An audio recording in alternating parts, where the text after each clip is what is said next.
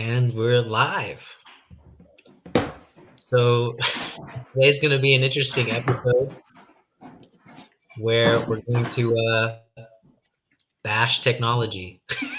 We're going to bash social media. We're going to show ourselves as true Luddites here, that we hate technology while using technology at the same time. Uh,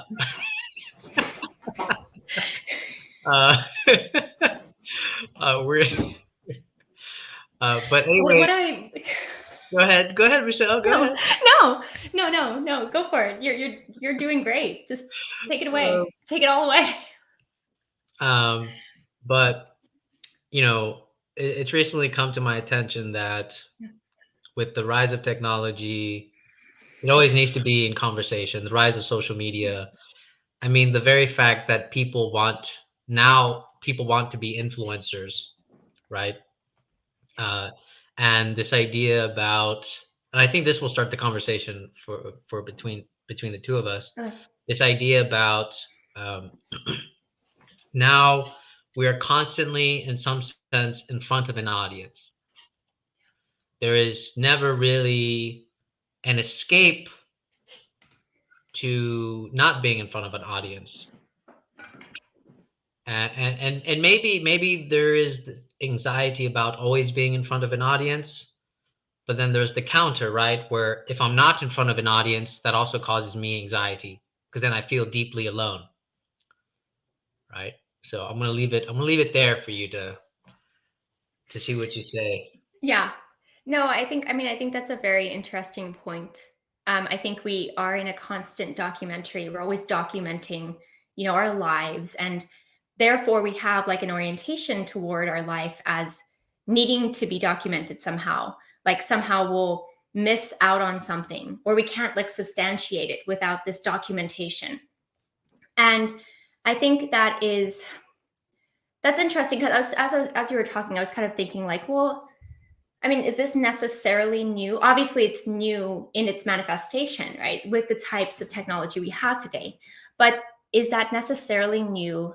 This idea of like the observer, there's like a whole phenomenon on the observer effect. So it's because when we know there's an observer, right, it's going to influence how we behave. We purport differently, or at least potentially, when we know there's somebody watching us. It's like that expression, like dance like nobody's watching, right?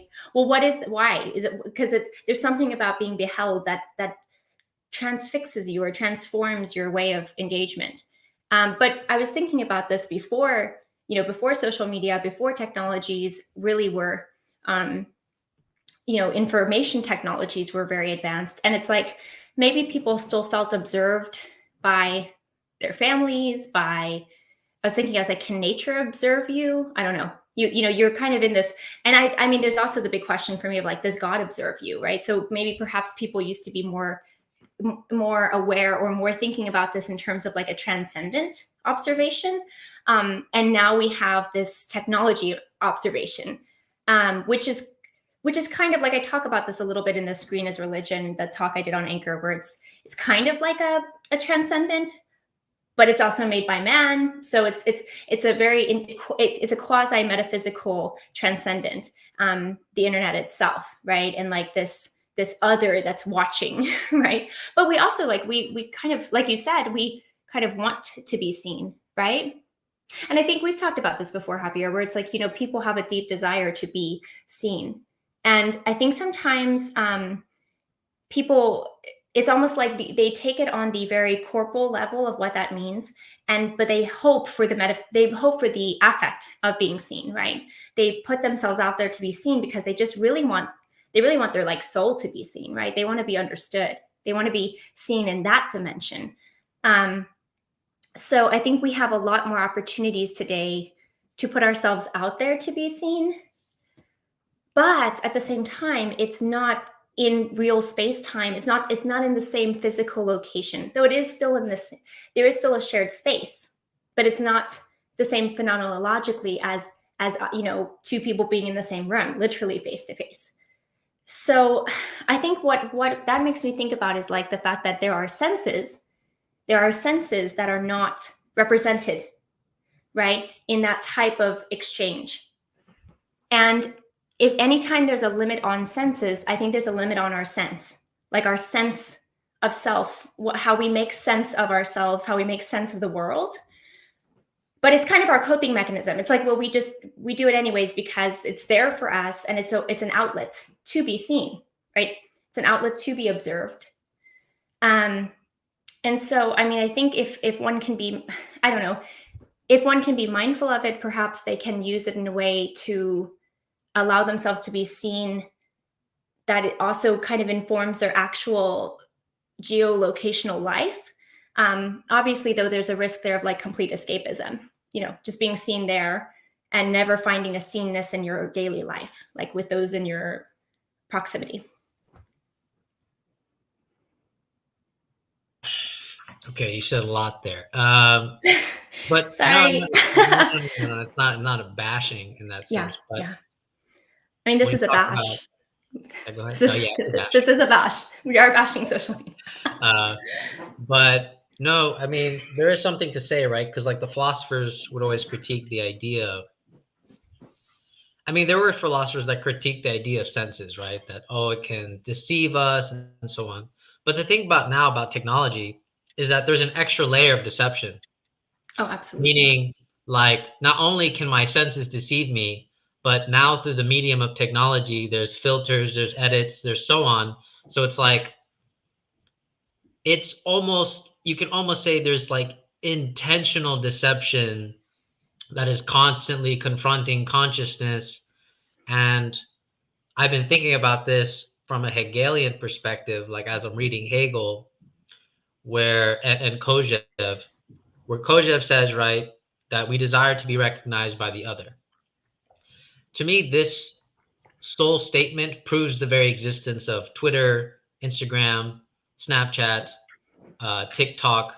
It proves the very existence of these uh, social media because we do want to be recognized by the other. Why else do we do these things? Why else do this exist? Um, so it seems like the internet is actually the locus where we want to be recognized by the other. I think it was inevitable that I was going to come to this actually.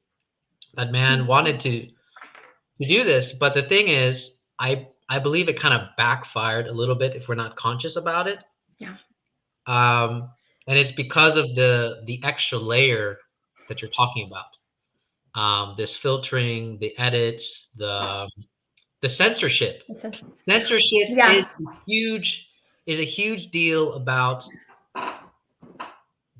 it impedes our desire to be recognized by the other. Censorship, right? Because it's not that I don't want to recognize you. It's actually because Instagram itself is preventing me from recognizing you.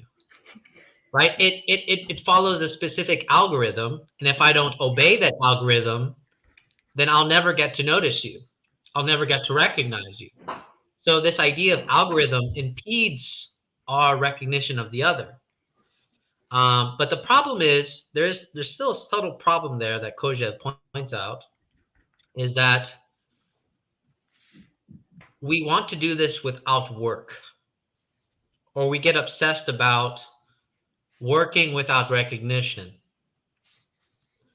And I feel like there's a lot of Instagram drama right now about people not getting recognized for their work on Instagram because Instagram itself is sort of impeding on the recognition, right? Like if you're not doing reels, if you're not doing Instagram reels, you're not going to get enough traction, enough attention.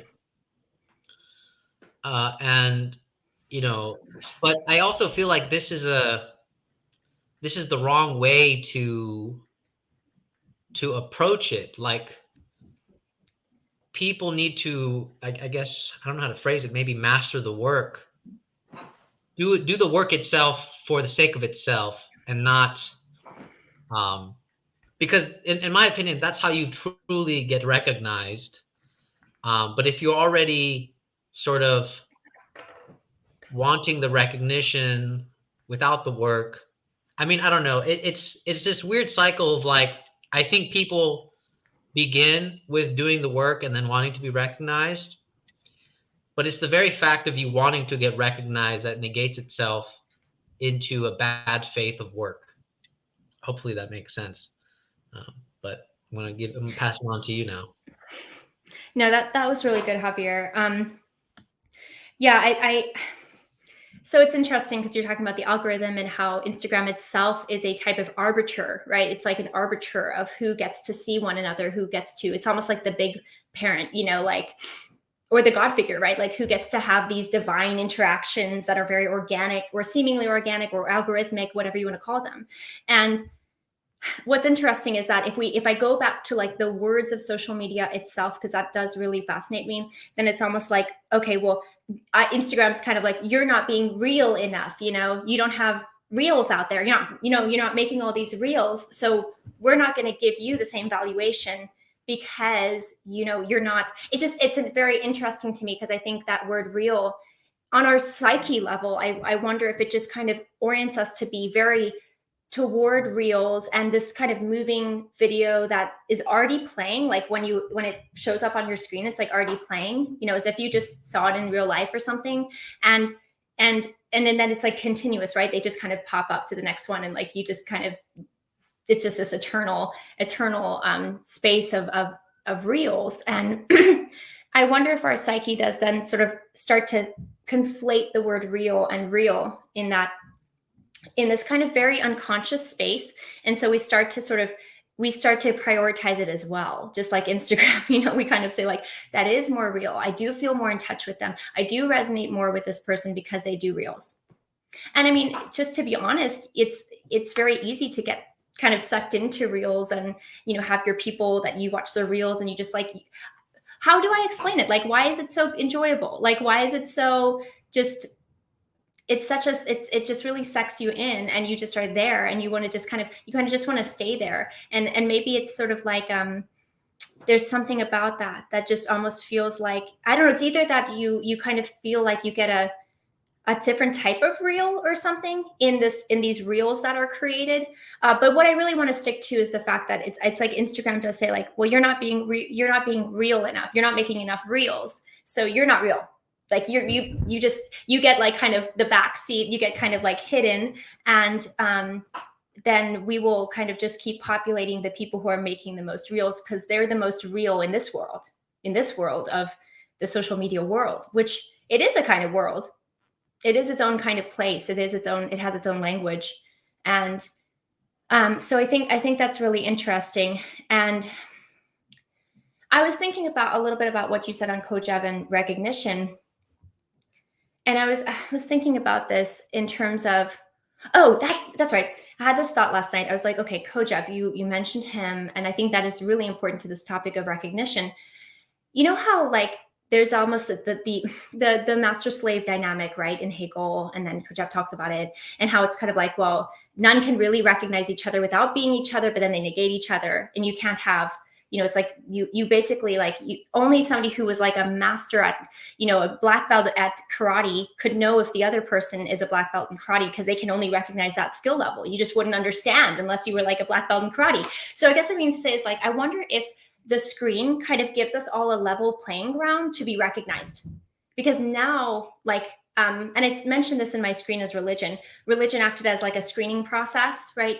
These people believe in this God or these people, but now it's like the screen itself is the only requirement really that gives you the access to be in this world of recognizing other people. And it's very it's flattened, right? Now we don't have the hierarchy dynamic of like master slave. Now it's just like, well, don't worry, we'll just kind of get rid of that and we'll just make it completely flat. And like screens are two-dimensional, so so it's kind of like, I wonder if this makes recognition more possible for us because of this idea that now we're all on like a level playing field. If you have a phone or some screen and you can be on social media, like you can recognize and you can be recognized. Now, I guess it gets complicated because, like we said, there's this arbiter. It's like the algorithm itself, the Instagram, they're the ones kind of deciding if you get to be seen or not. But at the same time, it's like, even if you don't know how much your reach is, you still kind of get a chance to put yourself out there. So I don't know if that makes any sense on the recognition Kojab stuff with master slave, but it kind of does. I think it does bring an equalizer there, which I don't know if that's good or bad, or if that even can, like, if that makes sense in the Kojab language. Well, I mean, the thing about social media is that it grants us all equal access. Yeah. So one could make the case that actually it fools us into thinking that we have this sort of equal stance. Yeah. Because I mean, what I don't want to happen is this idea of like, I think, I mean, because I think it's very easy to fall into this trap. This idea of having equal access does not necessarily imply equal recognition. Sure. Where if we go back to the dynamic of the master and the slave doesn't have equal access. Okay, It's that's a good very, point. it's a very, it's very clear what the slave can and cannot do, granted by the master. Now, what gets a little bit tricky, maybe, is that technology or social media blurs exactly who is the master. Oh yeah. Right? Yeah. Because if we can all access the same things, the internet, Twitter, Snapchat, we can all access these things. It isn't very clear who is the master, other than the fact except for the occasional glimpses of the master, right? And the occasional glimpses of the master is when we get censored, when we encounter a boundary that cannot be crossed. But of course, what's very interesting about this, right? When Instagram says, "Oh, this violates our terms," right? Well, how does Instagram come up with those violations of terms? Through the people themselves, right? Through the people themselves. So it's like, again, it isn't very clear who the real master is, because it is the influence of the people themselves that uh, pressure the companies to put these specific requirements of violations of terms. So then it's like, who is it? And and even though it's easy to blame a symbol or a company, Instagram, but it's always a consensus of opinion, right? Like you can always pressure a specific company to change its terms. So in that sense, it's like, if there's, I don't know, it's so. From you know what I'm saying, right? Like it's so hard to Yeah. pin down Yeah. exactly what's going on. Even though we would like to say and like to think that, oh, it's very clear, Instagram is doing this and so on, but there is some sort of pressurized consensus that um, can push Instagram in a specific way through legal and so on. So it's like, I don't know. Yeah. So if you want to keep going, keep going. I just, it made me think about how basically what I feel like I hear you saying is that if there's censorship, it's because people want it to some degree, right? Like, especially in this, Instagram world and social media world, TikTok, Snapchat, it's like, sorry. It's like if there's censorship happening, it's not, like I said, it would be simpler and easier. And maybe that's why we just kind of just want to believe that narrative that it's just like these, very small percent of people just sort of deciding. And I'm sure there's some of that, but I think it's probably a mixture. I think it's a mixture too of people also themselves saying, I don't like this content, I don't want to see this. And they make those options very available to you, where you can report something, you can say why this is not appropriate, or you don't like that, or this is triggering, or and so it's like people are, and maybe you could say that, well, it's still in part the responsibility of like Instagram, because they're making this kind of, there's a zeitgeist that they make little buttons for. They give like little, even the technology itself facilitates that particular mindset to censor. So I think it is more complicated. And I do think it's probably that mixture and almost like dance between the Instagram makers and facilitators and then those who use it themselves. But I guess it's kind of like we can't be taken too aback. I mean, it's certainly alarming. I think there's something that interesting. We could talk a whole lot on that on another, like just as another topic of censorship in general. But it's almost like, well, again, if that means there's a degree to which people want that. And honestly, like the medium itself, okay, the medium of social media itself, it's like the word censorship is interesting, right? Because if you like see the way it's spelled, it's it starts with a C, but it can also sound like censorship, right? Like your senses are being censored, right? Like they're being precluded or excluded or deemed not fit or deemed not okay. So I guess what I mean to say is like the medium itself already cuts us off from some of our sensory experiences in engagement. So we already have, like, the medium itself is already a type of censorship in a sense. Like, I know I'm using this a little bit more abstractly. Yeah, there's also that aspect of like the illusionary idea that I can control my censorship, right? Like I can block people. I can, and then actually a lot of social media has already built it in within the algorithm itself, right? Like if I like a picture in Instagram, it's going to be like, oh, he likes this specific picture, so I'm going to keep showing him pictures that are similar like this, right? So right now my Instagram feed is full of cats and philosophy quotes.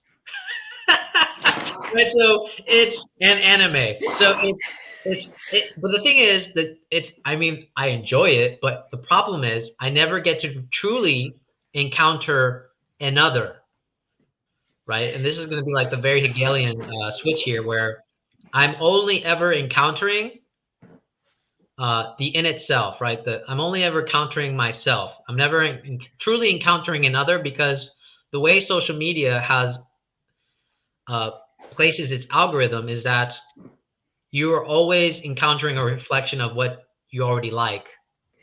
So there's never like this actual true encounter with another, right? And when you do encounter another, you're like, no, I don't like that. I don't like that content, right? So don't recommend that content to me, YouTube.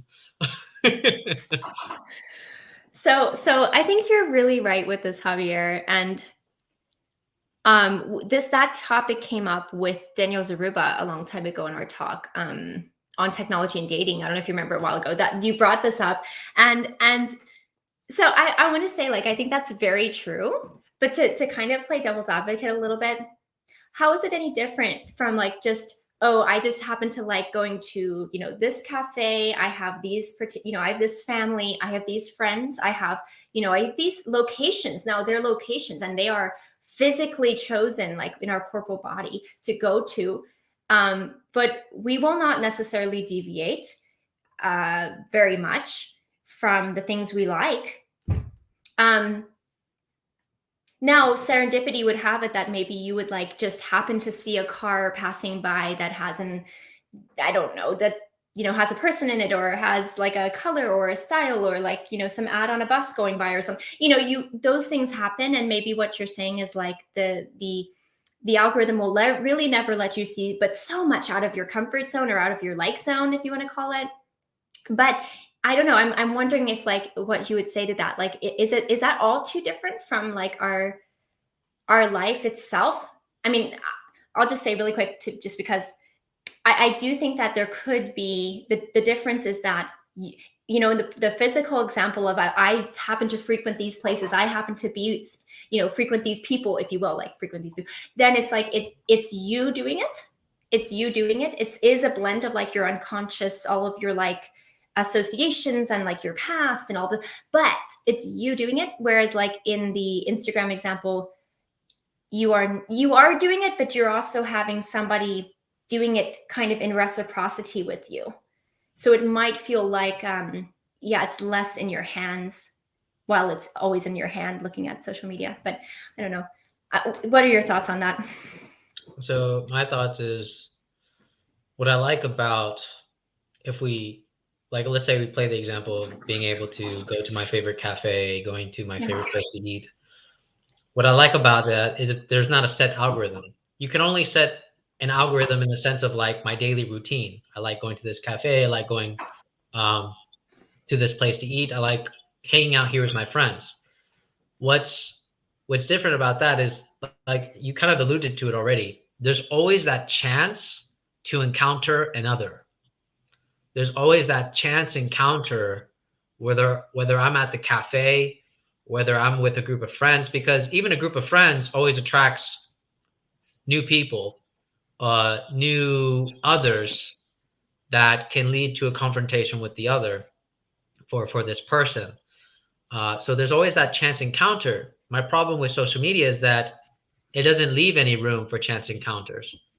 If you want to create a chance encounter, you have to change your preferences immediately. Like for example, I would have if I wanted to have a feed on Instagram filled with I don't know, plants. I need to start physically typing plants in the search box and start liking photos of plants. That way I can start getting myself encountered with this plant culture in Instagram, right? Unless I physically do it, Instagram is not going to show me a chance encounter with a plant picture unless I already start initiating it myself. It's always going to play mirror for me.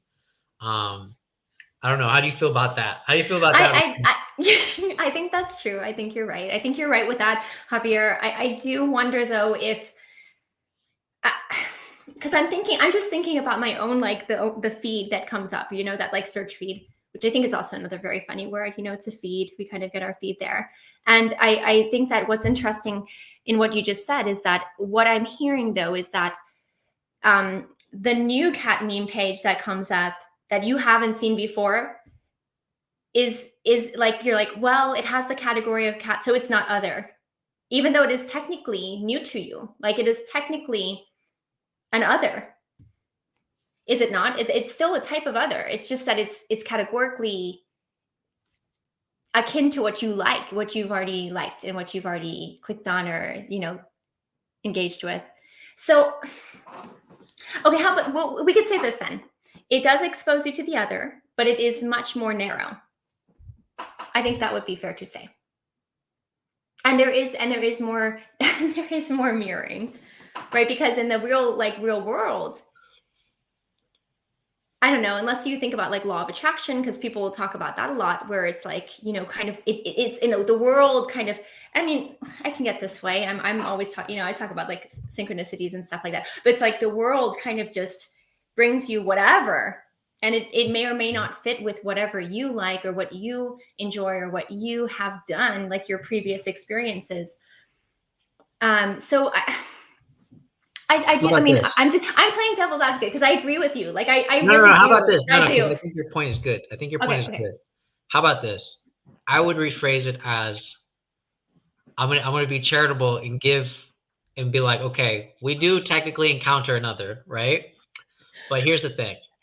We encounter another that we're already comfortable with, I think that's right? fair. So me Yeah. liking Yeah. me liking a cat meme page and then being presented with a million other cat meme page, well, it is an other, but it's already an other that I am comfortable with. Yeah. And so in And, that sense, yeah. what I Yeah. want is I want people to be uncomfortable with the other. I want people to encounter something that Firm. makes them feel uncomfortable, right? If I'm a cat person and all of a sudden my feed goes into dog pages, I'm gonna be like, what the hell? You know, I want that experience. I want that existential experience of like, who told Instagram that I like dogs now? Oh my gosh. No, that's really good. That's really good. And you know what? That makes me think about. I was talking to Daniel about the word commodity, because if you look at what that word is, like if you think about the Latin word, or in Spanish it's like cómodo, it means comfortable. So it's interesting because like this comfort, right, is very commoditized, right? And that's, I'm not, I think that we can get very like commodity. It's, and I think there can be something very, that can be very bad about that, that can be very greedy and materialistic and things like that. But there's also this place of comfort that every person, every human is seeking, right? And so we commoditize, I mean, the commoditization is always happening, because seek that exchange and we seek that comfort.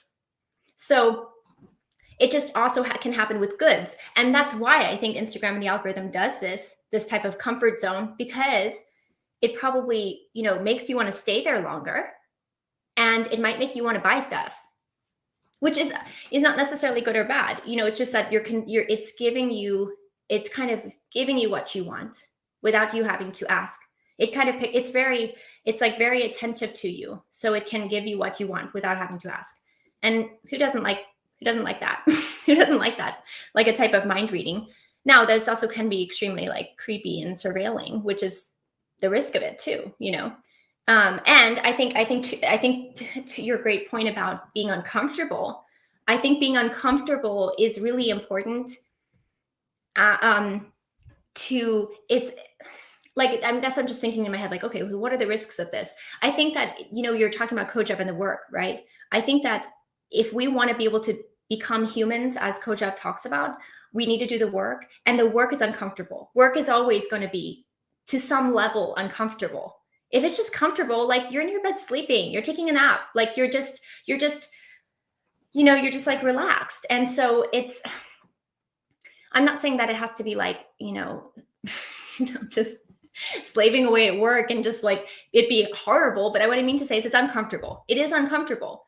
But what's good about that is it actually teaches you more about yourself, I think, when you encounter the real other. And I think about this with my children all the time. It's like, oh my, they're so unpredictable. Like you can't control what they're going to do, what they're going to say. And it is just, sometimes you're just like, wow, that didn't, and you're just thrust into this place of the unknown and the unanticipated, and sometimes the uncomfortable. But it's interesting. I think you start to find a comfort in the uncomfortable, which I think is a really important, I want to say, like a sweet spot for humanity. I think when we get too far away from that and we just have the comfort, there's an ease to that. And that's not necessarily bad, but it's hard to know you're living. It's hard to know you're alive if it's just easy. I don't know. Yeah, I like that. I mean, it reminds me of the video that you told me to watch from Marshall McLuhan. Yeah. Where he says, there's one quote I specifically liked. I'm going to quote it right now, where he says, the quest for identity is always a violent quest. Yeah. That means it's exactly what you're talking about, right? Like, it's supposed to be, violence is rather uncomfortable. It is rather uncomfortable. It's very confrontational. And in my experience, when you're experiencing this violence, it's like you are really confronting an other. Oh yeah. It doesn't have to be a physical other, but you are really encountering something uncomfortable.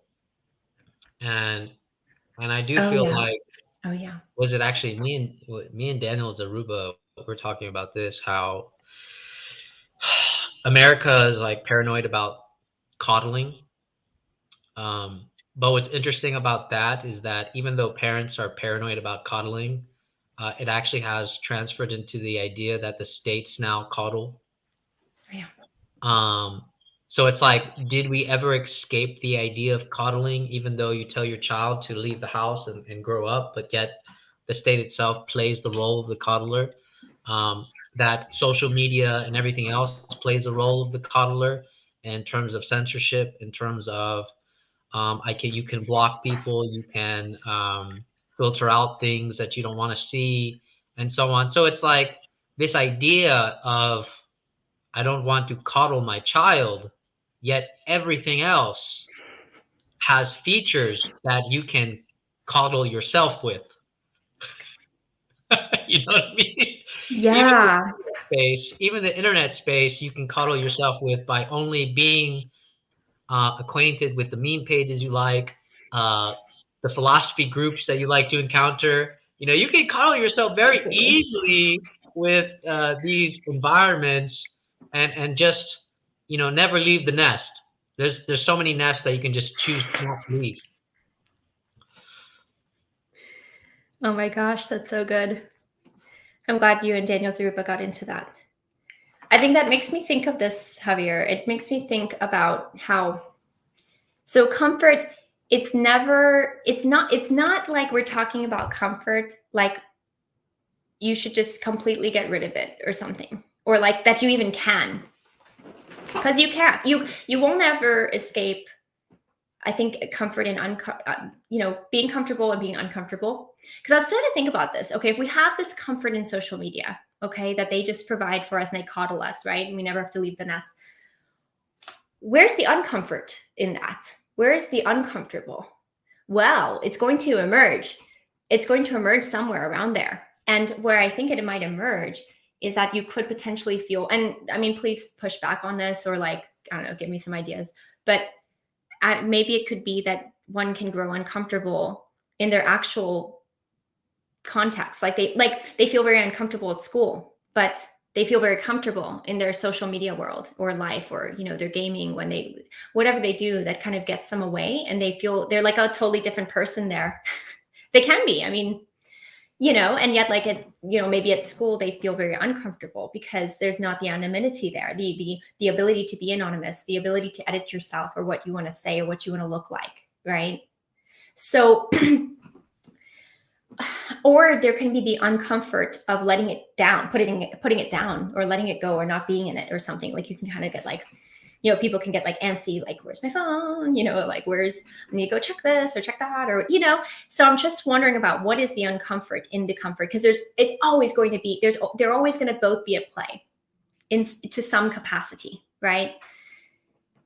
So there's that. I hope you speak to that a little bit if you want to. And then I was thinking about, like, well, what's the comfort and the uncomfort of the work of this work we're talking about, right? This uncomfortable place of work, the violence, the true other, where you feel uncomfortable, where there's kind of a very interesting thing of, like, it's only really the other when it might kill you. It might destroy you or something. But I think that I was saying about, like, finding a comfort in that uncomfort. I wonder if the comfort there is kind of a true sense of identity, like McLuhan is talking about, like this earned sense of self that is hard earned, and it cannot be taken away from you, because of it's almost like your spirit in it or something like that. And so you get to earn a comfort in doing the uncomfortable and being in the uncomfortable, because there's almost you master that in a way. In a real way, in a very, very real way, with your own two hands, own 2 feet, in your geolocational space, in your real family, real connections. So there can be that kind of like, it kind of makes me think about, like, feeling the difficulty of doing anything worthwhile, but then also feeling the pride in being a participant in that and being a part of that, right? And there's some type of deep, profound comfort that is one finds in that would feels different than the comfort of the catered to cat meme pages that come up on the feed. So I don't know, what do you think about that, the comfort and uncomfort in both situations? So the way I look at it, I'm going to bring this up again. Living with the question, right? As Rilke says, this is the essence. Not only is it a sort of philosophical concept, but it is also at the same time a practice. This idea about making your comfort the uncomfortable. Like, to me, that is when it becomes simultaneous, that I am comfortable in the uncomfortable itself, that I become uncomfortable, that I become comfortable in the uncomfortable. and this is so important, because now this makes it a practice. This makes it a practice. If you are solely comfortable without uncomfortability, then there is no practice. There's no true practice. Yeah. This is the gap between what we discussed what Cadell had talked about with, theoretical knowledge without practice, right? Without going back to the real experience, right? We get comfortable doing all these abstract things, talking about abstract, bullshit basically, and never going back to where those original experiences derived in the first place, right? Because it was Yeah, right, our first right. encounter with the uncomfortability Yes. that made us raise those questions, Yeah. made us raise those abstractions and those philosophical questions. But now society has totally gone comfortable with those questions, those abstract notions, but they don't apply them to the reality, the original reality that they were derived from, which was the original uncomfortableness in the first place. That's a good So point. yeah, I'm gonna let you talk because I know you want to talk. Oh, I don't know if I want to. I don't know. No, no, that's all really good. That's all really good. And I don't have anything particularly revelatory to say except that I agree, and I'm just affirming that. And I will say that it seems to be like, I'm gonna have to bring up this word, the dialectic, the dialectical relationship between the uncomfortable and the comfortable, right? And it's funny, you were saying like, get comfortable in the uncomfortable, but can it not work the other way too? Can it not work the other way around too, like to feel uncomfortable in the comfort of social media? Like, I think if you that's what I mean to say, is like perhaps that could kind of be like the AED, like heart chakra thing, back into like the practice, back into like the beating, right? A beating is always a back and forth, right? That's what practice is. It's like a repetition. And I wonder if somebody actually allows themselves to feel uncomfortable in the comfort. I'm trying to think about how that could manifest. I mean, maybe just to, I don't know, is being aware enough? I don't know. Maybe in being like, okay, I'm not going to just see every sunset as like a post or something. Like I could take a picture and post this or something. I don't know. Like I'm trying to think about how to get more uncomfortable in that comfort zone or something like that. And I don't know, do you just like jetpack out of there and be like, peace, like that's how I'm gonna, I don't know. Tell me. I think, I mean, one thing that I'm seeing Yeah. is this very existence of boredom. Okay. Boredom, you can argue, is something that initially already puts you. It's like boredom is the most extreme comfort that you could ever experience when you think about it. Hmm. It's such an extreme, pure comfort that it actually becomes uncomfortable. Huh.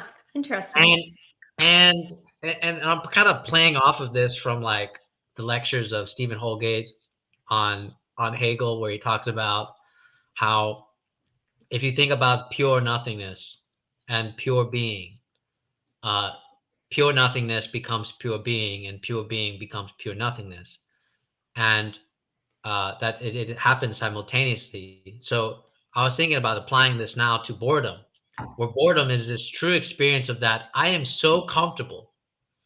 I am so extremely comfortable that actually I reach the pinnacle of uncomfortability in that experience.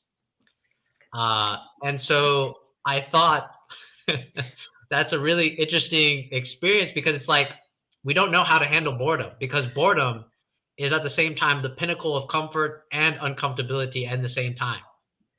Do you think it's the pinnacle of comfort because you don't have anything to do? You literally don't have to work. You don't have to do anything. Is that why it's Yeah, comfortable? yeah, yeah, Okay. yeah, Okay. exactly. Like you're just like I don't know what to do. Everything is here for me. I Like you can do anything and yet nothing will do. It's like, yes, yes, exactly, and and that's that what's feels so beautiful about it. uncomfortable, right? Like that Uh-huh, feels very uncomfortable. This is a great point, Javier.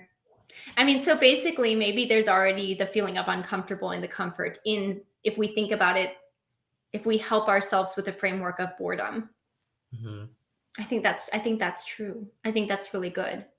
mhm, And you also get people who just, I did a talk on Anchor about all about scrolling, like how we scroll through social media, wordplay stuff on that. But basically, I think people do, as much as they maybe want to deny it, or maybe they're just so accustomed to it that they are not as in touch with their own self of who's saying like, hey, please stop, or hey, please like go for a run instead or something. But like, I think people do feel there's kind of like this listlessness in being on social media for like huge, consuming so much, and you're not making anything really.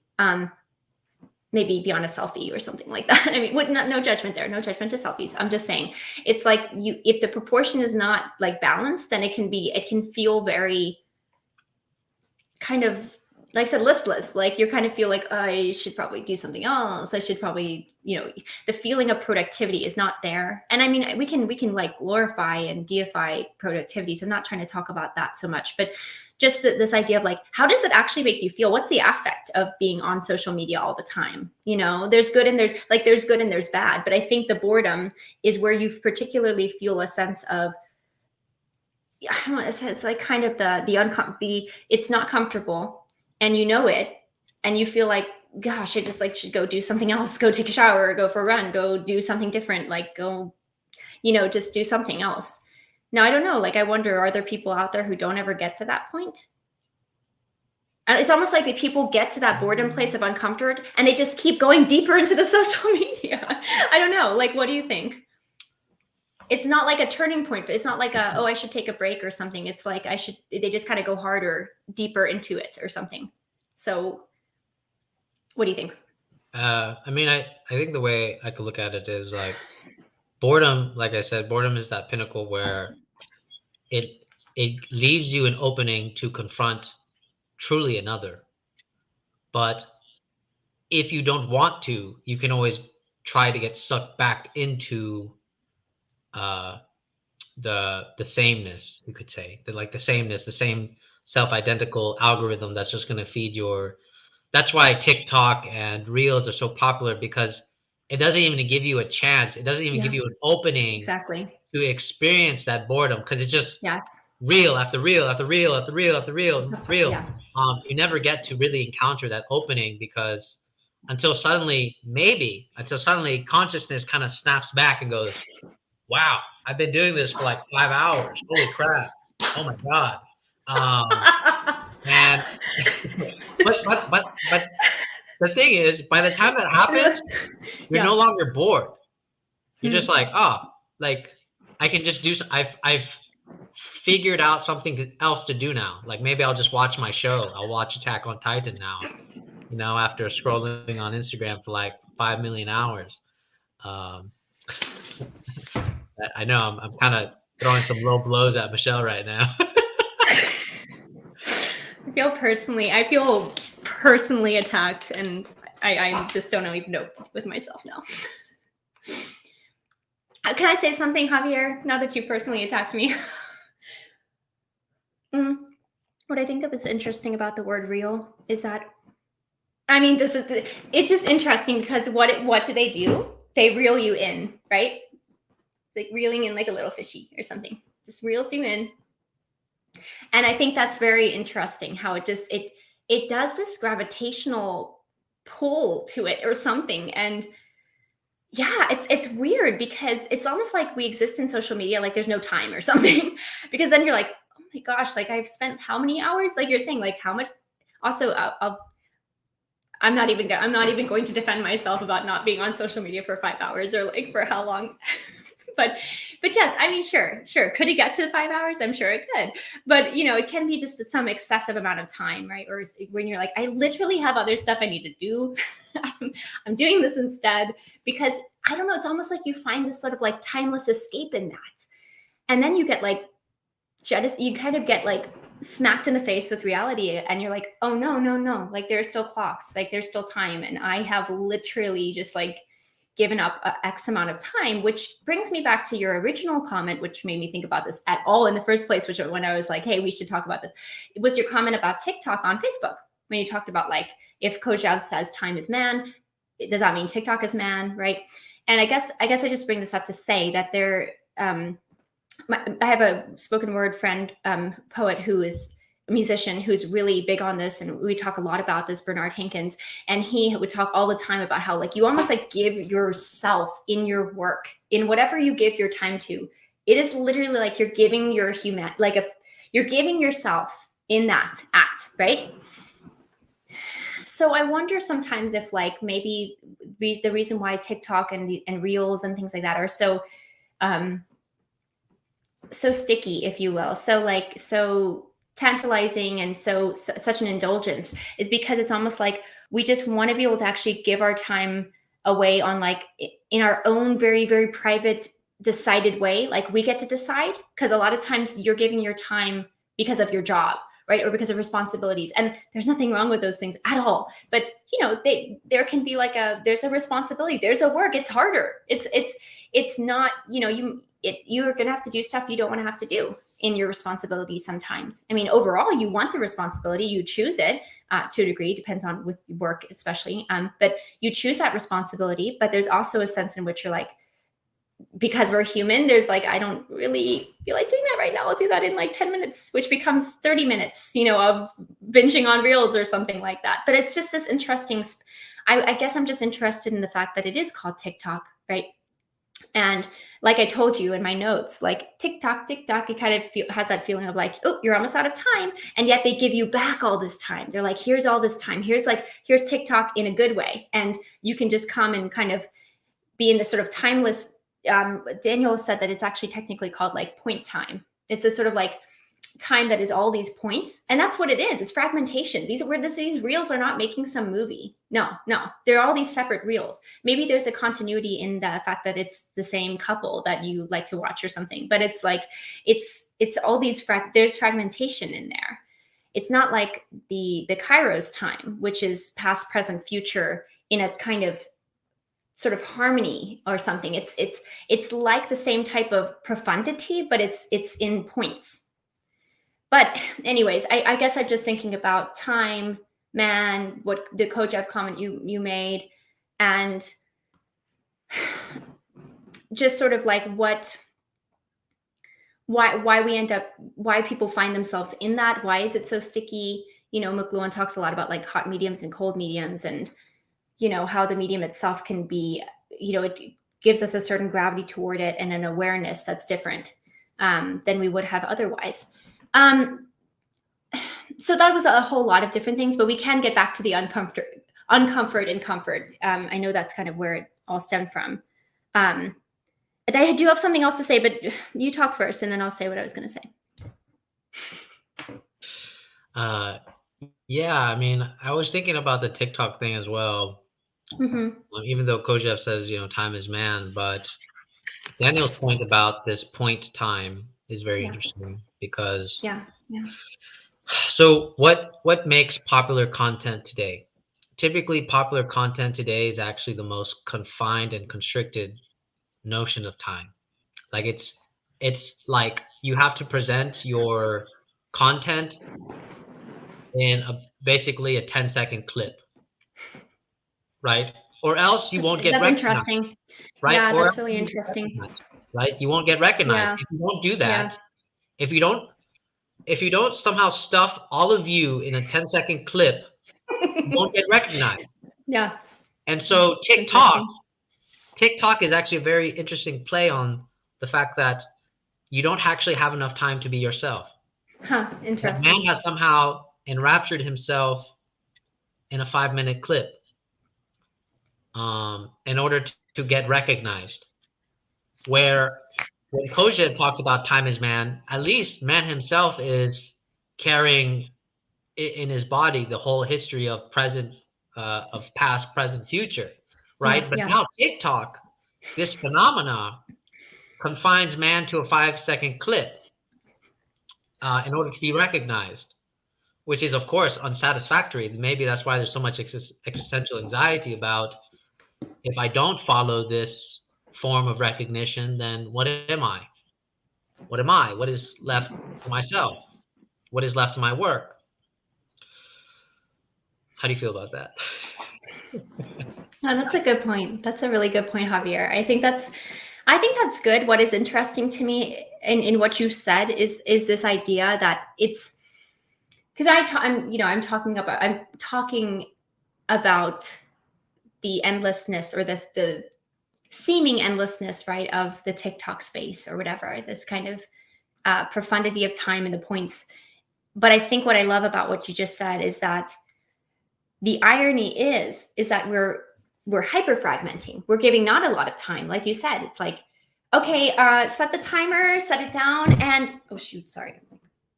Set it down the timer and go. And then it's like, okay, make your reel now, like do your little thing, do your identity, and then it's done. Okay, great. And then you like put it up there. And you do this on like a consistent enough basis. And then you do get, it's weird because why the heck do I feel like I know this, like this Neem and Joe, this couple that does reels? Why do I feel like I like know them? I don't know them at all. But at the same time, you get a sense of their identity in their TikTok videos or their reels. So I guess I just want to say it's very interesting. I feel like there's more percolating here on like TikTok, the back and forth, the practice, the dialectic between the comfort and the uncomfort. There's almost like there's a dialectic happening here with the brevity of time and the profundity of time in the TikTok space. You know what I'm saying? Because it's like you got what is it? 10? You said 10 seconds? Whatever it is, some amount of seconds. It's not even like minutes here. We're talking, and so you get like this amount of time to show yourself, but yet it's also in this continuum of more and more and more and more of it. So there's this interesting kind of strange dialectic happening there, I think, between the point time, as Daniel was talking about, where there's this, it's still like a strange kind of infinity, but it's not infinity in the Kairos type of sense of time, because it is not in touch with past, present, and future in the same way. And it's definitely not narrative. It's not sequential. Like, okay, in the morning they did this, and now people, I don't know this. Okay, if we keep it to TikTok, that will be fine. I think that point still stands. So I think that's very fascinating what you just said, and I think that there is something interesting there happening with the brevity and the profundity of time, all at the same time happening together. That creates this very interesting space there. That is, it's almost like we want that as humans, but I don't know, maybe the risk is that it's almost like we're getting that in the wrong way there or something like that, because the brevity and the brevity and the profundity of time, if we think about it in like the very phenomenological, very geolocational, very past, present, future type of sense, is experienced differently. And the only thing I could think of is to say that maybe it takes more of you actually participating in the if you're the viewer of the TikToks, okay, you're just viewing it, right? Like you're just consuming it. You kind of experience that dialectic of the brevity of those short videos and the continuum of them, but really, like, you're just viewing it. Whereas like in real life, you are participating yourself in that dialectic. I don't know. Like like you're saying with the work, and it's like you hold it in your actual body. Like we're talking about like man is time. I don't know. Now one could say like, well, these content creators are engaging with their own bodies and with their own self. So yeah, maybe so. But anytime there's editing, anytime there's a cutoff point, anytime there's a filter used, anytime there's a particular staging, it's kind of like that was another thing Daniel brought up, like when we were talking about these ideas, is that there's never really a true documentary, right? It's always kind of becomes fiction. And so there's a fictionalization, I think, that is unique to that TikTok space, that is not that's not as I don't know, not as true about real life or something like that. I think fictions do play a role, though. I mean, just they're inevitable. Like they play a role. Like I said, with the comfort and uncomfort, it's always going to exist together, right? Just kind of, where do you find it? You're going to find fiction and nonfiction in your real day, like everyday life, in its own way, right? You ascribe to certain narratives, you believe certain things about yourself that might even be fictional, lies or whatever. Like, so I don't want to get too crazy here, but I do think that there's something really interesting going on with that. Like, I really think that's great about the brevity of time, but yet this continuum, seeming endless, binging on hundreds of reels, and yet, like, so with but there does seem to be something that I think we can say this, though there's going to always be fiction, right? There's less performative fiction that happens in your daily life, or at least there's less polished fiction. It's almost like it's literature versus like a movie or something like that. Life as literature, social media, fiction as movie, as and aren't they little movies? I mean, they're all like little movies. So sorry, that was a lot.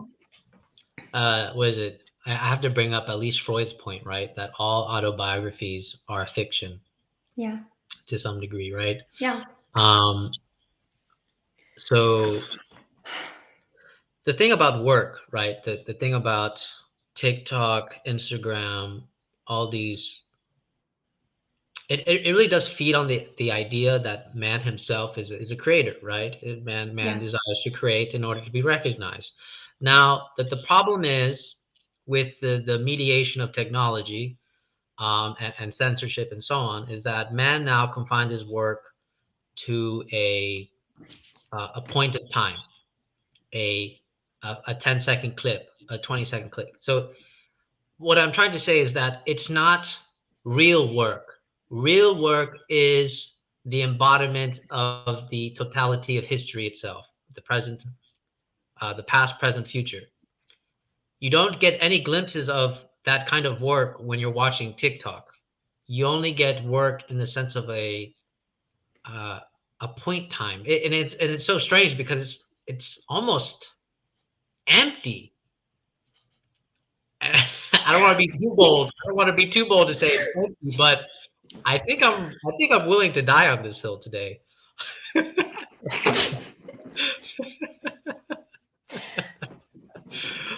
You gotta have some reason to. You gotta have something to die for, Javier. Yes, always, always. So, what do you think about that? Yeah, I think that's fair. I think that's fair. I think that's true. It kind of makes me think just of like these different types of work, right? Where I think, to be fair, you can never know. Like, it's easy to look at somebody who's got like 500K followers and they're doing all these like fashion reels, and you're just like, oh gee, like that's just easy. They're just doing something easy. But like it's not it's not necessary. Like, I guess what I say is like, I don't want to hold the place of judgment to say that doesn't take any effort. Okay. Because you have to actually take the time to do it. You have to do the editing. You have to make sure you get your outfits together. You may have to make sure you do your makeup or whatever you're doing for your reels. And so it's effort, but to what ends, right? Oh, this is good. This is good. To what ends? And I think to what ends can help us understand why this is different, why this type of work is just different than the work of the fleshly, service or whatever it is you're doing in your work, your motherhood, your job, your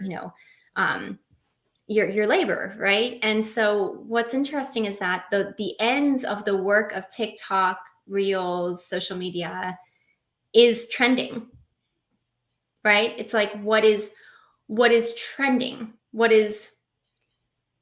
It's not like it's not as if the like it's almost just what people want and what people like and what people want to see. As you mentioned at the very beginning of the talk, it's not necessarily like I think work in the flesh tends to be toward I mean, might be a big statement, might not always be true, but there's some sort of telos or like directionality, some sort of, I don't know, goal or aim or something that is beyond itself, right?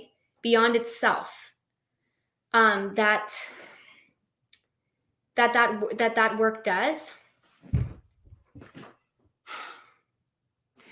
So it's like the work that's done in TikTok is ultimately for trending, not telos, or not directionality towards something beyond it. I don't know. At the same time, though, like obviously the work is done for recognition, right? Like you want growth on if you're a fashion blogger, if you are a fashion TikTok, gal, you want it to grow. You want more more views, you want more engagement, you want growth. And I mean, maybe though for somebody like that is literally their profession, so like they need the numbers, they need to be able to monetize it, they need to be able to make money, they need sponsors, they need that. So I mean, that's why it's like you can't say that it's completely apart or completely unable to be the same type of work that we're talking about in this kind of very geolocational COJAV uncomfortable space. You can't really just say that it like completely dismiss those people at all, because it's like, oh no, it's not just necessarily easy. However, it probably does have a lot that's easier to it than some of the work of just like your blue collar jobs, and your, raising a family type of work, where it's like, this is in some ways, yes, people could say like, well, no, I mean, that kind of has a script too. People have expectations that that's what you should be doing with your life. Yes. Okay. But like, when we're talking about the day in, day out of it, there's no formula necessarily, like I mean, there is a formula, but there is so much more encounter with the uncomfortability. There is so much more encounter with the unknown, you don't know how your client's going to react. You don't know how your child is going to, if your child's going to like the meal you made or not. You don't know. And I think with the TikTok work, it does feel like even the work itself keeps you in a little bit more of a comfort zone, because there is a niche out there for people who like 90s grunge fashion or whatever, that like, and so it's like, yeah, it might be hard because you just kind of like, you're like, I don't know what to do now. Like my creativity is running low, and like, this is taking a lot of time. I'm tired. I've got a cold or whatever. But at the end of the day, like, you still know this is your niche. This is what you do. People like it. People are here for it. They don't need you to get diverse. They don't need you to diversify. They don't need you to, they don't need to make you. So it's interesting, because it's like, I think the differences that we can see is that there's almost like there's more knowing, in a sense, in the TikTok work. Do you think that's fair to say? Am I going more knowing? Yeah, like it's. I think I know. Like it's. Go ahead. Explain. So it's like it's more known what you should do. It's very strange. It's like you when you think about if you're thinking at all, just like, even if you just try for a second to be in like, what am I going to, I mean, you have exposure with this too, with Instagram. It's like, what people want, you are going to give it to them. And it's interesting, because it's like, no, like, you don't have to work that, like, you don't have to get too crazy. Don't do that. Just really hone in on this particular niche and just keep doing it to the best of your ability. And yes, maybe there's an effort and a work in actually crafting that well and polishing it to make it look good, or make it look consistent, or whatever, or be, have, I don't know, maybe inspire people to some degree or something like that. But there's more that there's more variables that and that are in your control. Yeah, you won't be able to control how many people like your thing, but you have a lot that you can be pretty sure about. You can be pretty sure that if you keep doing this, you're going to keep getting people who look for that, because they're looking for a certain identity. They're looking for something that they can kind of feel like they know what to expect, in a sense. And I think the unexpected is a lot more of the nature of the work that COJAV talks about in Becoming Human.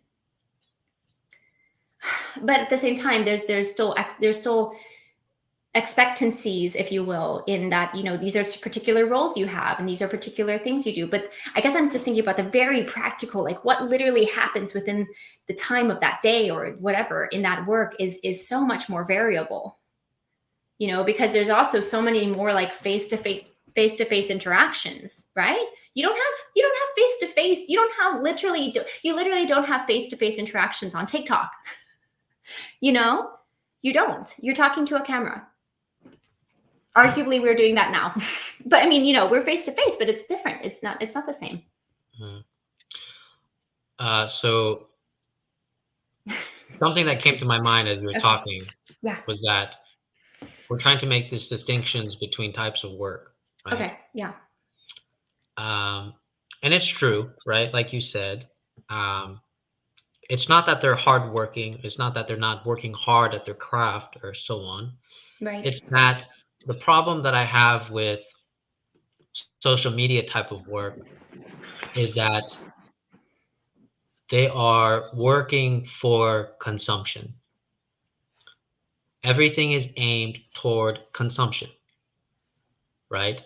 And so in that sense, and this is why I like Rilke's question in the Letters to a Young Poet, where if you're working towards consumption, Rilke says this question.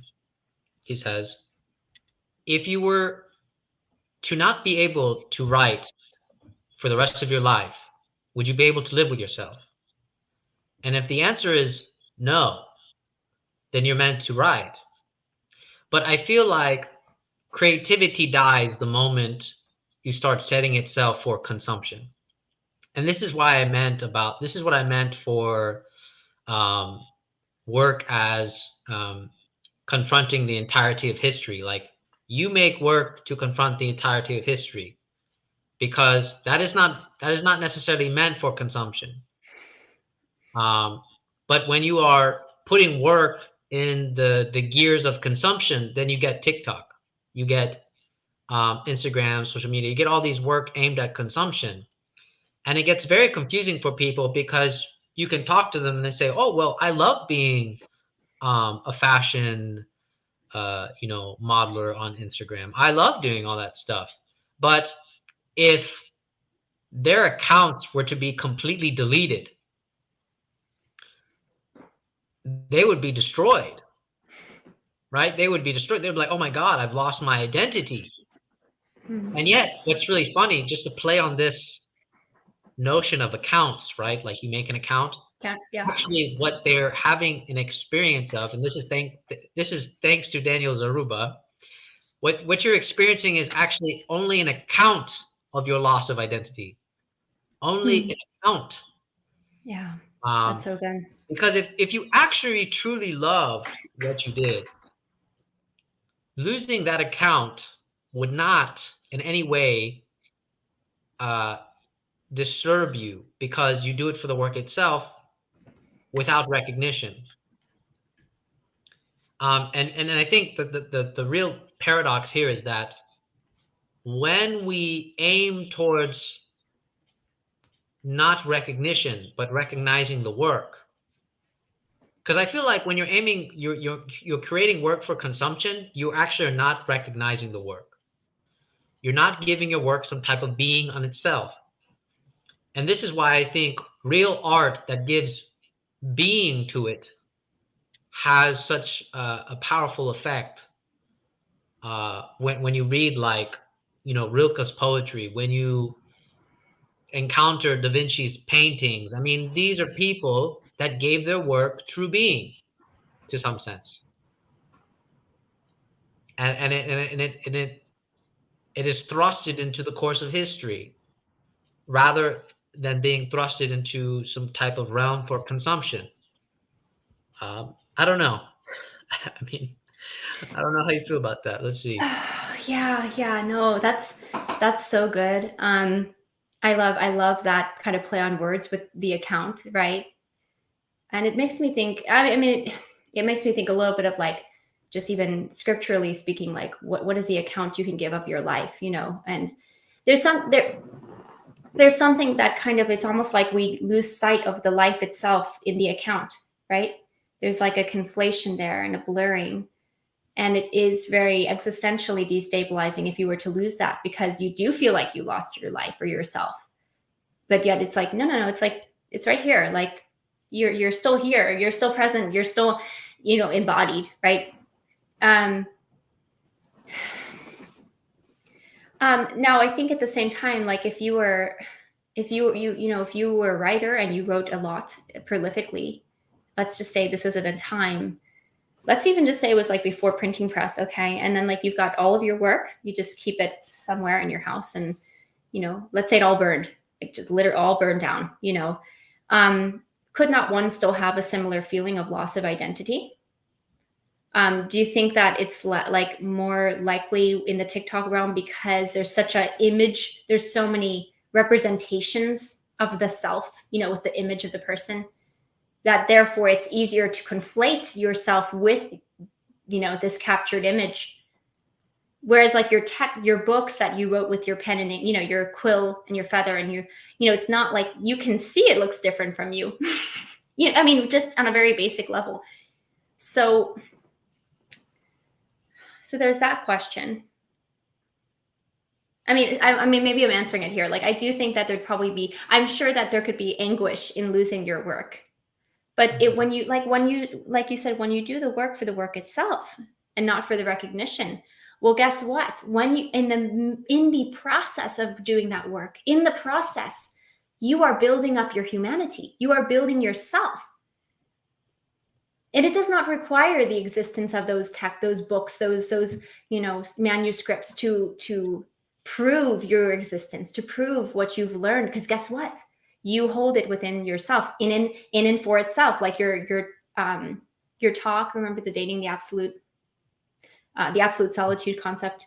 It's like it's in and for itself. So it doesn't require that you have to have like a ability to go and pick it up and hold it or something. You don't have to even have the physical connection anymore, but you still have it within you, right? You hold it within you, and it has defined you. It has changed you and shaped you as a person, because you've learned things, right? You've had certain understandings and insight, and it's a process. I think you're right with what you say, very, very right, about the true art is this becoming, right?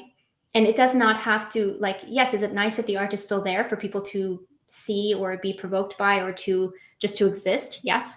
But if it doesn't, the artist themselves is then the embodiment of that art.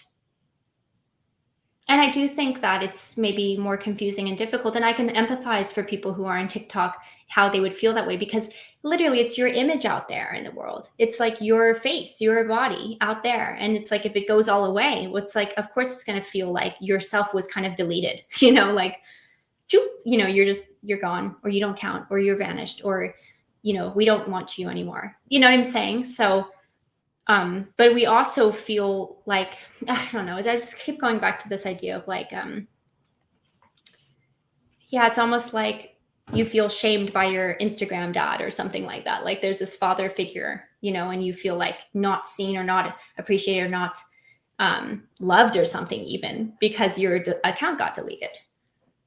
Whereas like if all your manuscripts got burned, if we think about what other type of father figure there would be, especially if we think about traditional understandings of self and existence in the world, et cetera, and who we are, like there's an orientation, because, again, screens orient us. They're an organizing principle, right?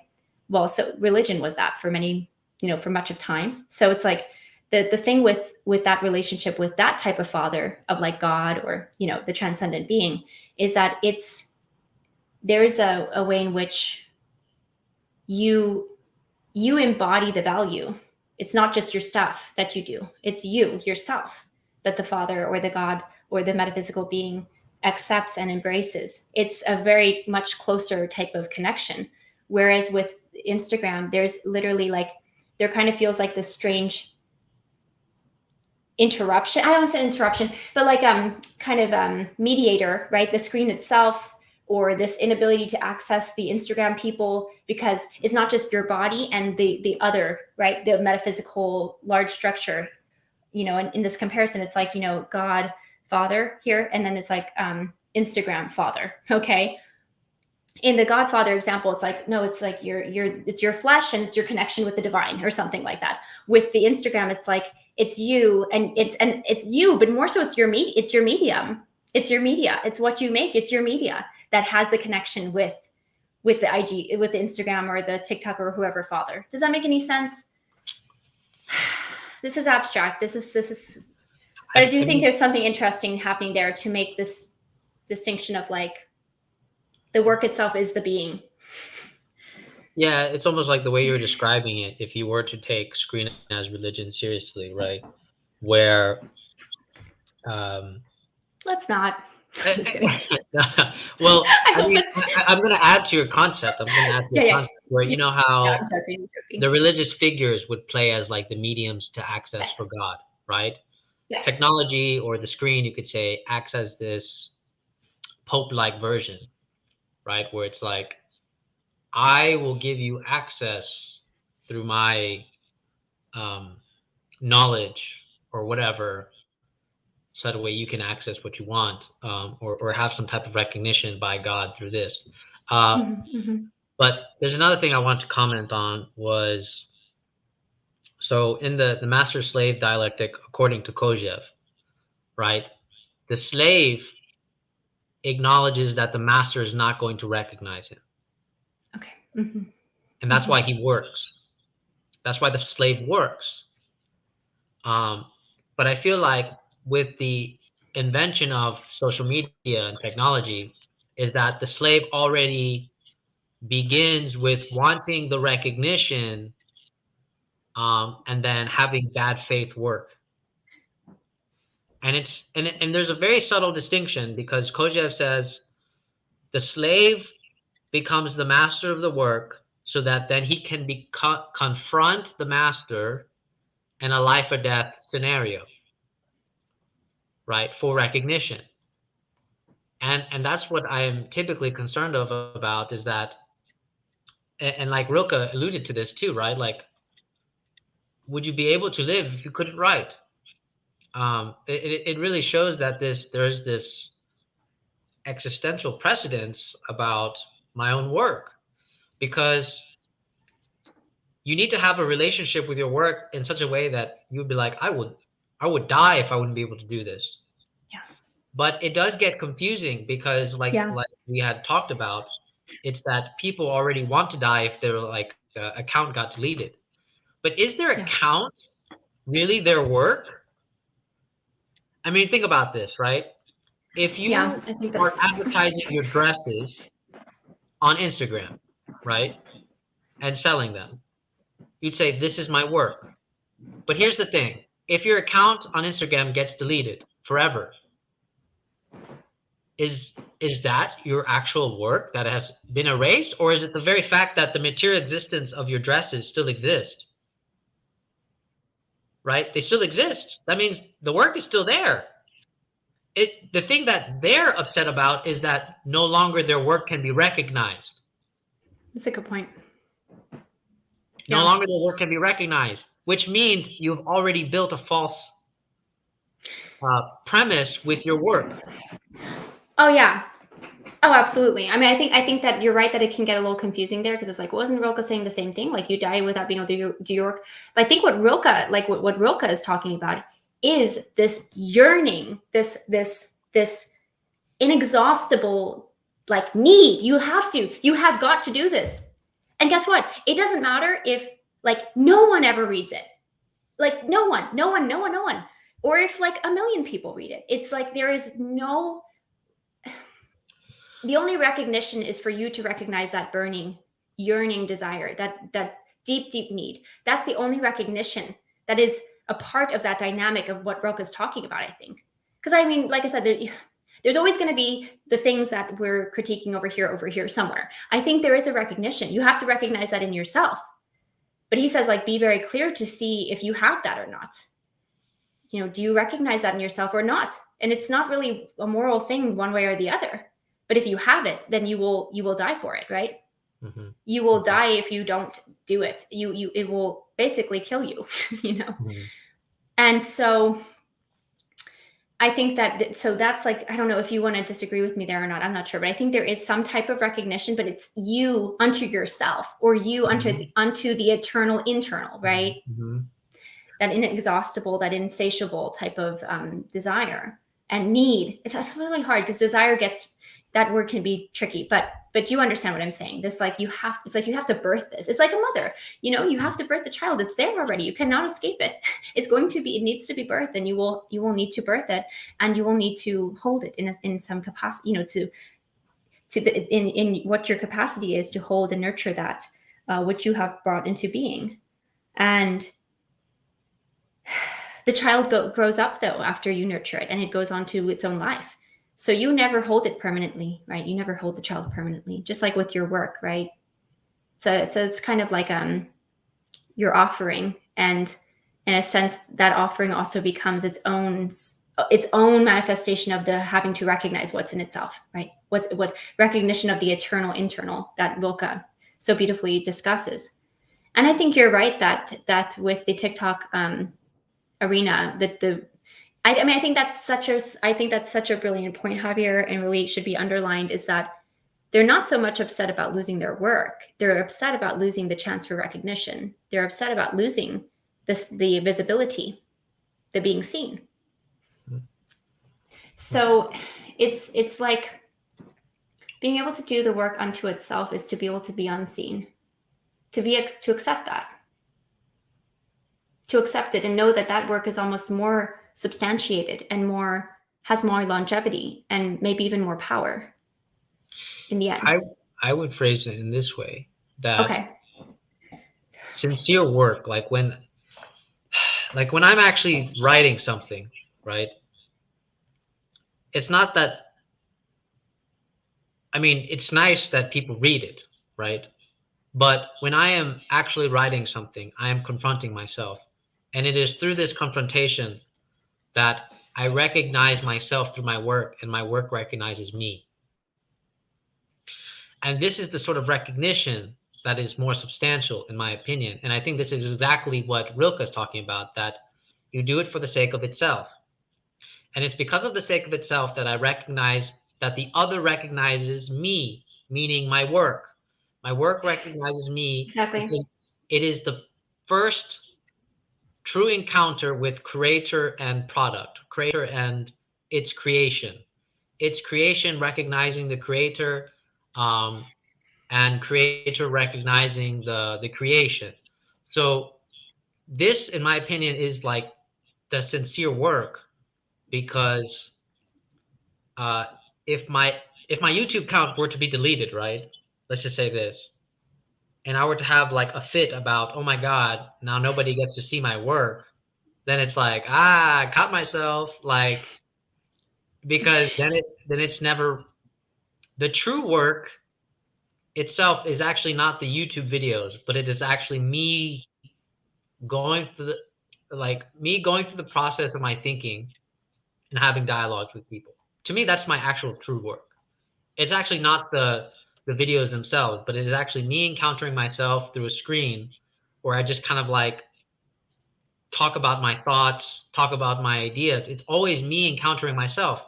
But I can easily lose sight of that if I get caught up in the ideas of like, oh wow, look who recognized me. Oh wow, Cadell laughed. I'm just kidding. Just a show.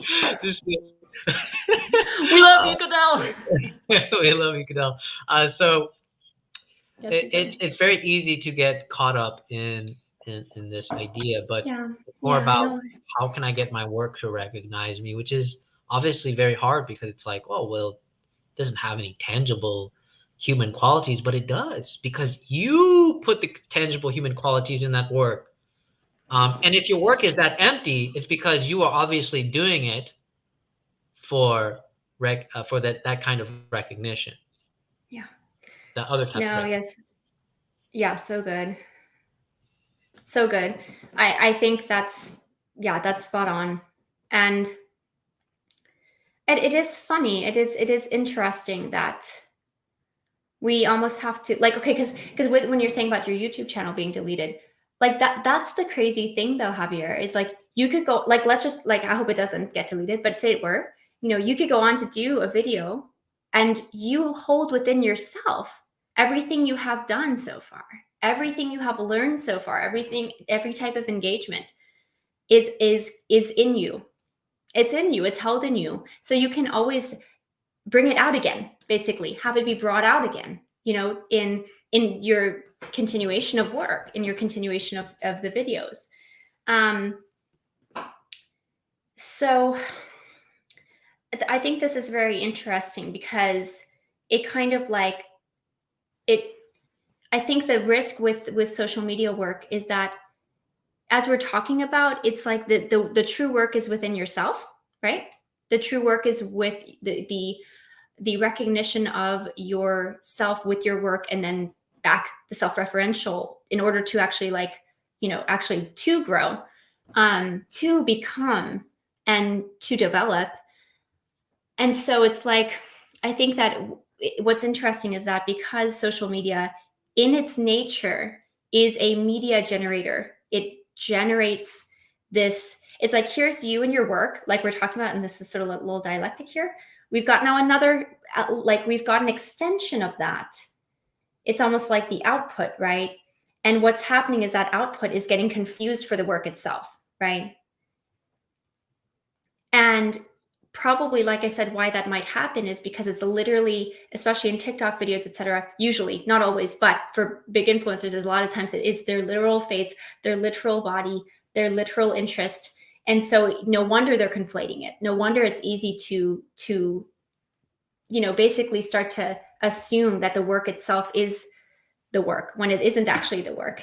The work is so close to you, you can never lose it. You can never lose sincere work, right? Yeah. So the thing that I want to add is like, Yeah. and how it's important to make these distinctions, right? Like just to keep using the example of like my YouTube channel getting deleted. Yeah. What would be painful for me is it's like if my YouTube channel were to get deleted, I almost feel like my canvas got taken away from me. Yeah. Like my form of expression for my work got taken away from me. Because I do like making videos. Sincerely, I like making videos and putting my work through the process of this format. Yeah. I wouldn't be upset about, oh my God, my account got deleted. So like I lost all my subscribers. I lost all that stuff. I would just be upset the fact that I lost my canvas. And now I have to find another canvas and another type of way to express my work, because I like the format of dialogue. I like the format of videos where I just kind of like do these little video diaries and kind of go through my thinking. But it's like for me, that would be the real pain of getting my YouTube channel deleted. It wouldn't be, oh my God, I lost all these subscribers. Who's gonna know me? No, it would be like I lost my canvas and this hurts. you know? Yeah. Yeah. No, I mean, it'd almost be like losing a diary or something, like, I mean, losing something that you put your heart into and you don't have it there to refer back to. But, I mean, I hope your YouTube channel doesn't get deleted, but it's like such is life, right? I mean, life does take mementos and tokens of ourself outside of our grasp sometimes. So, I mean, it's always like my hand open bird analogy, right? You keep an open hand to it. But you still kind of keep offering it. It's like whenever you create a video, Javier, it's almost like, let's just say this represents your video. You're just like, here you go. You're not like making somebody take it, but you also aren't like clutching it so nobody can get to it, right? So that's interesting. I think that it makes me think a little bit too how this is it's very interesting that the work itself is so close to our own flesh, right? To all of our senses. And I wonder too if like it's easier to confuse that work with the actual output itself in the social media realm, because like it's interesting, it's like I guess I just think that the social media space does cut us off from certain senses in particular and certain phenomenological experiences. And so I think that does make us a little bit more easily, I don't want to say like manipulated, but there's kind of a way in which you can be more easily rattled, I suppose, by such a thing as losing one's work, because it's almost like you don't have a good bearings in that because you're not physically located in it. You're kind of trying to go off of just a certain senses, but not all of them. It's like if there was a tiger behind me, I hope I would have like all my senses going so I could like, react and respond accordingly and have the adrenaline kick up so that I could hopefully, I don't know, save myself or get out of there or something like that. We don't have that similar discernment in social media spaces because we can't smell, we can't hear the periphery in the same way, and we can't touch, so we can't feel the wind or like the atmosphere that's there. So I think there's a lot of lack. There's the risk is that there's less discernment in those spaces because we are cut off quite literally from a full body experience. Mm. So there's something that reminds me when you keep saying like the work is so close to us. Yeah. There's actually this, I think it exemplifies it well. There's this Quranic verse that says, I am closer to you than your own jugular vein. And if we were to abstract this further, right? God created God created his creation, right? So that means his work is so close to him than his own jugular Yes. vein, right? If I were to sort of inverse it. Um, and it really shows like our work is how we find ourselves, how we truly encounter the other, and it's the other that helps us see ourselves. And it's like that mysticism quote by Eckhart, where it's like the eye through which I see God is the same eye through which he sees me. And it's this creator creation dialect that social media can distort. Social media can put a filter on it, can censor it. And because the thing about getting recognition from other people is that they also want that same recognition. So in essence, it is empty. It is only when I create something for the recognition of myself, not for the others, but for the recognition of myself. As long as I try to put work that recognizes me, not people that recognize my work so I can be recognized, but as long as I somehow channel my work to recognize me. And that is always creating, always a confrontation with my work, my love for work. Um, yeah, I think I'm gonna stop there. No, that's good. That's really good. Well, also like it's there's something existential about doing that type of work because it's often misunderstood.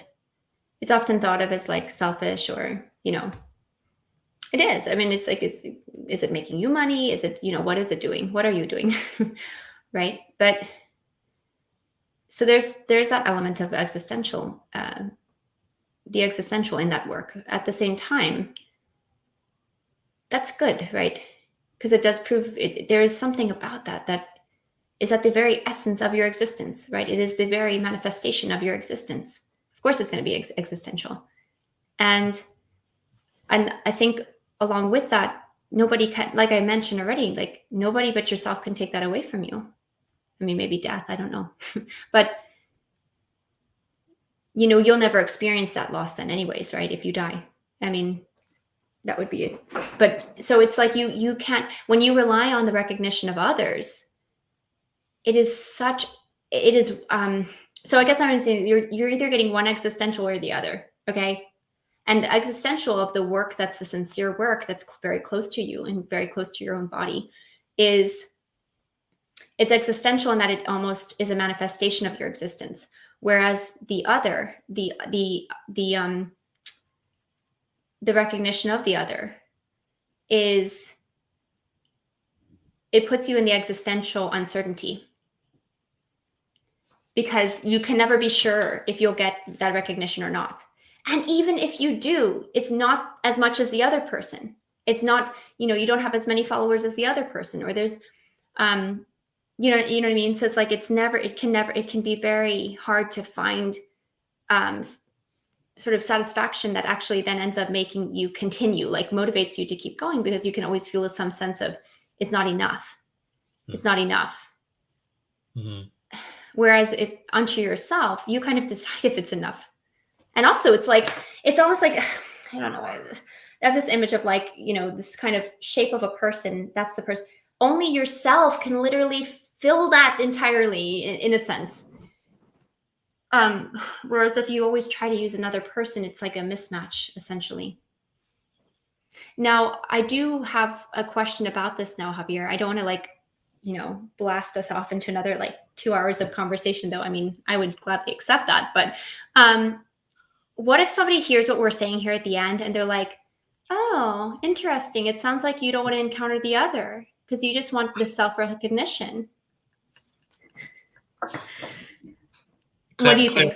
Clarify that for me. Like the So, what? you know, we're talking at the beginning, or like kind of in the middle beginning of like how it's really important to allow yourself to encounter the other because then it makes you uncomfortable. And, you know, that's kind of the space where you can maybe actually do sincere work. Or I guess we were talking about it in terms of like the uncomfortableness is essential to being human or to becoming, like the practice, right? So now if we're here at this place of like, okay, it's the self recognition that should motivate your work.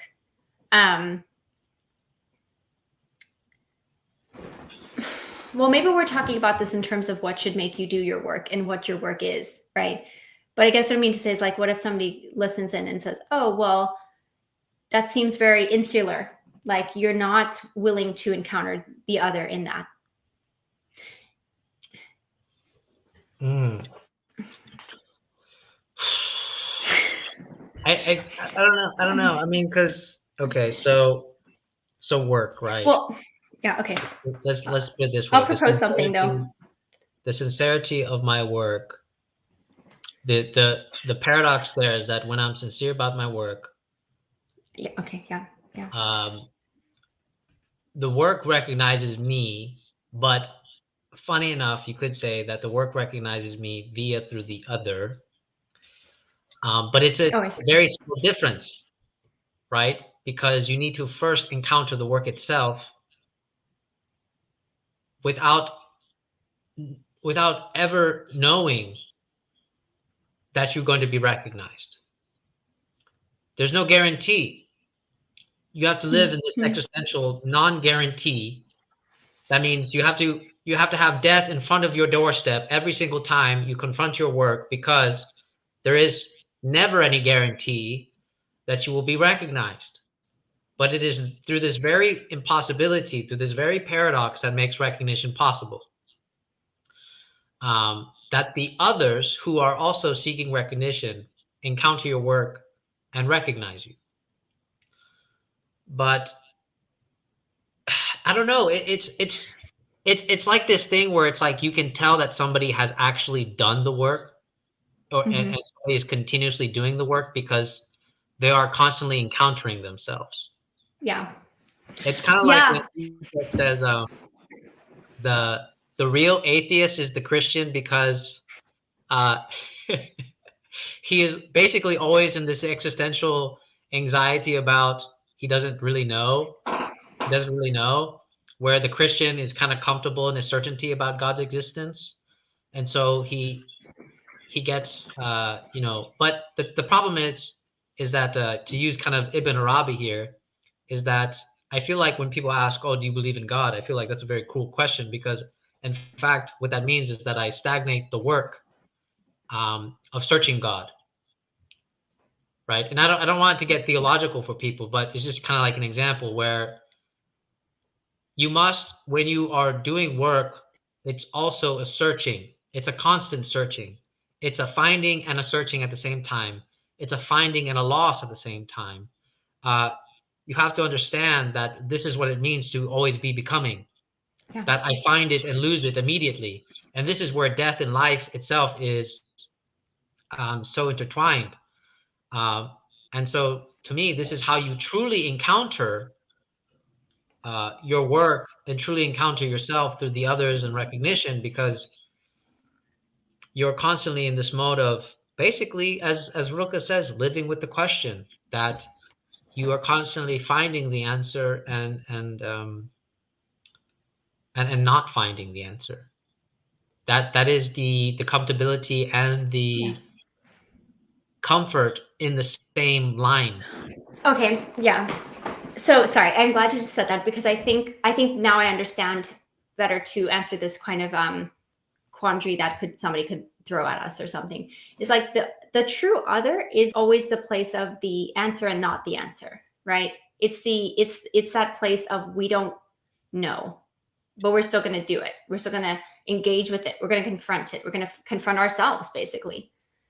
That's what the true other is. And that's why it's uncomfortable, because you don't know what the answer will be. Mm-hmm. Now, I think people confuse this with the other of recognition of social media, because they're like, well, there's an uncertainty there. I don't know if they will or will not recognize me. At the same time, though, we know what the answer is there. We know that the answer is being recognized. Does that make any sense? So it's like, I'm just trying to think of like, what is the true other? Like what defines, what is the, like, if we want to use like, sincere work, what's the sincere other, right? Because ironically, it's like, it's actually, it's almost like there's a weird way in which the only way it's kind of like meaningfully other is in the true uncertainty. And the only way that's meaningfully other is actually somehow that it's part of you in a sense.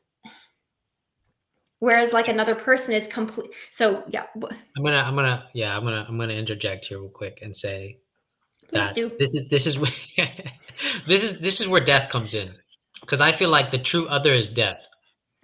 The Okay. true Yeah, the that's true fair. Yeah. other is the abyss, the void, whatever you want to call it. Like Nietzsche says, when I encountered the abyss, and then the abyss looked back at me. Right. This is like that's really existential, just like, oh my God. Because and to me, like, that is the real work that you're always ever confronting. Yeah. Yeah. When it actually stares back at you and you're like, oh my God. Yeah. So Yeah. But it's only that your death. It's like it can Mhm, only be your death. You can't die for mhm, another. You can't die as another, right? So it's mhm, still something that's kind of connected to you, oddly mhm, enough, even though it's the true other. mhm. It's always Well, Hegelian in this way, the in and for itself. In and for itself.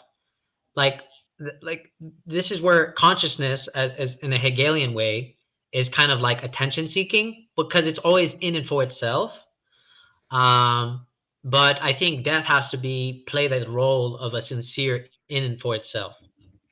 Because if death is not involved in some type of fashion, then it's not a true in and for itself. It's always going to be either just a for itself or for the other. It's always going to be one extreme. So you have to involve death in this process, because how do you know that you have a true in and for itself? And I know that gets kind of confusing, so I really don't want to use Hegelian language all the time. it's okay. You can use it. You can use the Hegelian language. No problems. No problems. I'm thinking now, Javier, because I'm just being difficult. Yeah, go ahead. Go ahead. Hit me. Can Make I? me feel uncomfortable. Okay, yeah, right, right. So what if the person's like, but Javier, like I am in touch with death when I lost my fashion blogger account because like I feel so dead inside, or I don't know, like are you? I mean, I guess what I'm saying, like, are we talking, death, like bye bye, no more existence, your heart stopped beating, or are we talking like these deaths that life holds for us that we will all experience until our ultimate death? Because like and I don't know, maybe like we could, you could have engagement with the what do we call it, the true other, even in the TikTok space. Well, actually, maybe this is fair. Maybe this like bodes well with our line of thought here, because isn't it often though when like the fashion blogger, let's say they lose their account, right, and they've lost their work, but really they didn't lose it. But there is that almost becomes a place where they can find themselves again for themselves, and not just for the sake of doing the pleasing for the other people or doing the consumption for the other people, making that which is to be consumed. So maybe I answered my question. Well, well, the thing is, right? So let's play with your example, right? The fashion Okay. blogger that Yeah. gets completely canceled or deleted. Mm. Okay. The beautiful thing about this experience is that now you get to really encounter death in a way. Yeah. The other question is, how is this person going to respond when they encounter this death? Yeah. Yeah. Because Yeah. now it's going to really test the grips of your sincerity. Did you make work in bad faith, or did you make work in good faith? And this goes back to what we had said previously. If you're upset, if you're experiencing an existential death because your account is no longer alive, then maybe you made work in bad faith. You made work for consumption.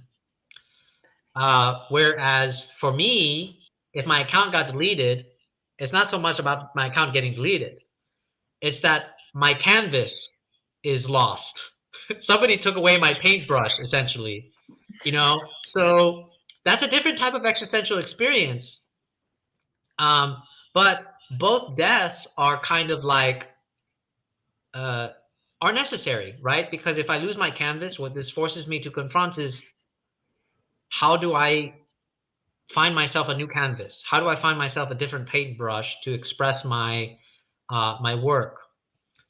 The the previous person upset about the account being lost, what they have to encounter through this death is, what is my real work? Yeah, exactly. It's a good point. It resets you. What is my real work? What is my real work? Yes. Yep. Who am I? Yes. Mm-hmm. Right. Like, mm-hmm. Yeah, no, that's good. That's good. That's true. Yeah. I'm trying to think if there are any other things I can throw at you. No, I think that addresses it really well. I kind of, my brain keeps kind of going back to this idea of like, in your familiarity talk about like the family engine, and, even though like not every person is a matriarch or a maternal figure, everybody holds the essence of motherhood within them. And guess what? Like, you can always do that again. There's something about the true work that is what's so hopeful to me about it, what's so encouraging about that and exciting about that is that, just like kick up that engine again, like just get it going. It's like you don't have to, there's really nothing that's stopping you. And I think what's so great about that is it's so tied to life itself. It's so tied to life itself. And so it's interesting because it's like that ability to have those encounters with the death really revive the life itself, and the continuation, the practice, right? The practice of doing it again and again, and really just like not stopping. Because I think, like you're saying, this good faith, bad faith type of work, I think that it is really important, because that I think one of the things that's most important, just as your heart does not stop, that you do not stop. You won't stop.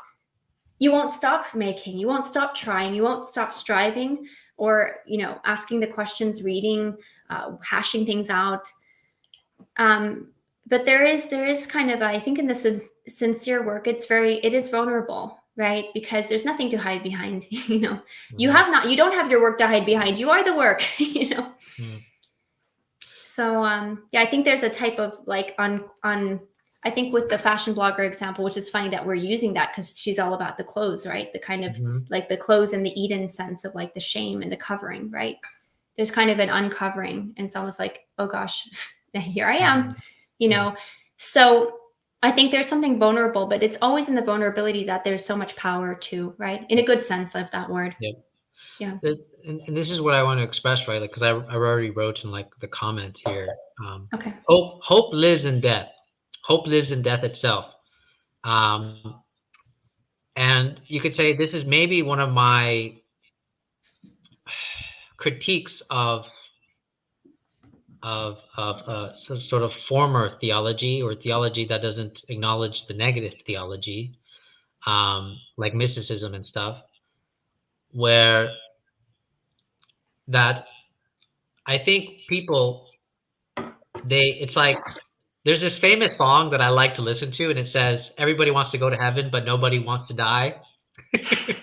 So like, It really shows that like, I think somehow in theology, people miss the point that it actually wasn't about reaching heaven, but actually finding hope in death itself. Because it's like, you find hope, right? People find hope in the paradise, right? But for me, this is a little bit misguided. It's actually, you find hope in death itself. You find hope in death itself. And I feel like that is like such a crucial distinction, because it's like that lyric that I love so much about everybody wants to go to heaven, but nobody wants to die, really exemplifies that we somehow, through the course of our history, misplaced this hope, not in the paradise, but where hope really thrives in death itself. Where, Cadell's famous little email quote is like, to die again and die better. Yeah, absolutely. And, And and somehow that's living. yes, That's exactly. so good. I think we can Yeah, probably start there. I think so. Dude, I had so many freaking notes on a bunch of stuff on like sight and smell and touch and anyways, I guess I'll just have to go write a paper about it now and make myself write something that I can be like, these are my other thoughts we didn't get to. I mean, we could always do a bashing social media part 2, Do you have to call it bashing? Do you have to? Because No, it's good. It's good. It's like I said, you bash grapes and you get wine, It's a good thing sometimes to bash. Yeah. Yeah. Or where's that other famous comment about, was it diamonds only become diamonds until they're cut and beaten up, something like that. I forgot how it was. There's a certain phrasing about diamonds. Only pressure makes the diamonds, or something like that. Yeah, something like that. Yeah. So it's that pressure cooker makes the best meals. But anyways, this has been great. If you want to do part 2, we can. I mean, we can if we'd like to. I certainly. That's right. I'm the creator. I choose. Are we going to keep this going? Is this going to be a practice? Is there going to be a continuation? Well, I'd be happy to, Javier. We can certainly do that. That would be quite fun because there's a lot there. There's a lot there, even more on like senses. And I had all these thoughts on that. And, but I think I really appreciate where we went with this, though. I really do. I really enjoyed it a lot. And it was really great to think about sincere work. And to me, that's very, very, very, very beneficial. And I think it's very helpful in these times because you do find a lot of, especially young people, putting themselves out there on TikTok or social media and having a really hard time, I think, with sense of self. So I think this could provide at least shed some light on it. And it certainly has been helpful for me. Yeah, I mean, it is really concerning that you can ask a kid now what they want to be, and they say, I want to be an influencer, right? That already... Yeah. That reminds me of McLuhan, right? Like in that clip that I sent you, it's like, what do you want to be? I want to be a bionicle woman. That's what his granddaughter said. Just to read some comments real quick. Go for it. Will Green said yes to part 2. And yes to part 2. Yes, Daniel Zaruba said you should definitely do another part. Thanks, Daniel. And Daniel, was it Will? Yes, I'm still on Indie Thinkers, but I'm not really active on that account. I've kind of just been more active here. I'm not really active anywhere else. But yeah, so I think with that, we can cut there. We can leave it open for the viewers about all these things, and maybe we can part 2. We can talk more about the senses, the body, this idea of feeding and reels, and maybe emojis. I feel like emojis should be a topic of conversation, and memes. Yes. Well, I'm just gonna say really quick, like McLuhan says that TV is like the folklore of the age, and I've been thinking about this thing. I wanted to send it to Cadell, like this idea of like, are memes our cave art today? Like, is that our new form of cave art where anyone could come and see kind of what is being expressed? And a lot of people think this is like we're stupider or something. And I don't know. Yes, probably. I mean, we probably have less attention. This has a lot to do with like the fact that our memory is impacted by social media. The actual practice of it, like the phenomenological experience with it impacts our memory. But the point is like, are memes like our new cave art? And in some ways, there's something amazing about the fact that somebody in like Ukraine can understand a meme that I make over here in Virginia, and it's just like they get it because there's some sort of interesting even just very, it's weird. It's almost like our survival has become humor or something like that. Whereas cave art would have told you, like, here's where the buffalo are, here's how we kill buffalo, here's where we eat, this is what fire, you know what I mean? It's very interesting to me that now this meme space is like our folklore, but what is it kind of oriented around? It's humor, it's laughter, it's funny, and it's funny, our form of survival now. I don't know. That's a whole other topic, Javier, but it could be fun to talk about that. Yeah, no, I think that's good. We can broaden the topic into one theme and say, like Cadell was telling me about, this idea of serious play. How do we make our memes serious play? Where we can use the memes as a form of like serious engagement, or some type of way. Like, I don't know. I mean, because it is like a more universal language, right? You said that people from far away can understand this meme without having any language, without having any like formal acquaintance with our English language or something like that. So it's interesting that you bring that up. But okay, we'll wrap it up now, and I think this was a really good talk. I think we really dived into a lot of things about real work and death, and how technology can maybe be of benefit to us and at the same time hinder us. Oh yeah. I want to say something else. I do, but I'm not going to. Okay. Maybe I will hold on to it. I will scribble it down on my little Post-it notes. Okay. Thank you for your time, Javier. Thank you all who joined in. Thank you. All right. And we will cut now. Bye, guys. Bye-bye.